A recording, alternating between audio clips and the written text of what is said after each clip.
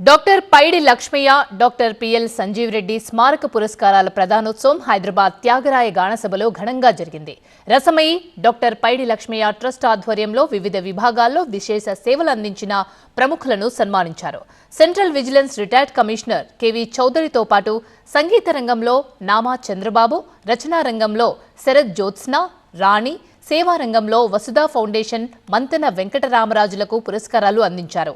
ఎన్టీఆర్ చేతుల మీదుగా స్థాపించిన పైడి లక్ష్మయ్య ట్రస్ట్ ఆధ్వర్యంలో 40 ఏళ్లలో 138 మందికి పురస్కారాలు అందించడం గొప్ప విషయమన్నారు కేవి చౌదరి. నాకు సంజీవ్ రెడ్డి గారితో మొట్టమొదటి పరిచయం అది.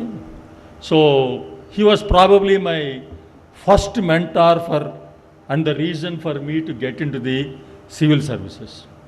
సో ఆ తర్వాత వారితోటి పెద్దగా ఎప్పుడు కలిసి కలవటానికి అంటే ఇక్కడ ఫంక్షన్స్లో పెళ్ళిళ్ళలో దూరంగా కనపడి నమస్కారం చెప్పడం వరకు తెలుసు, కానీ తర్వాత ఇప్పుడు పెద్దగా లేదు. వారు ఇక్కడ రామారావు గారి దగ్గర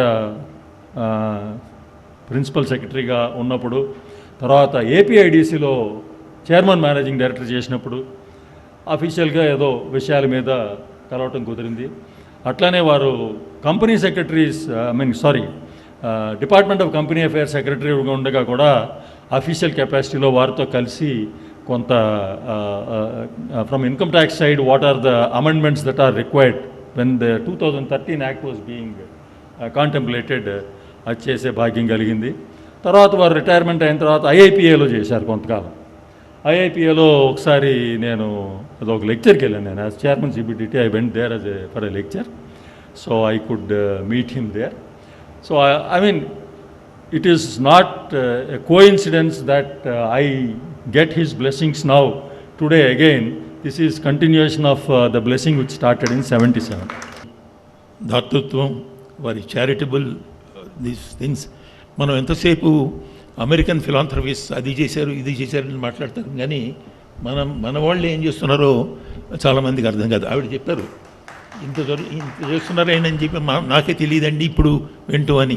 same thing here, I also never heard of this particular trust.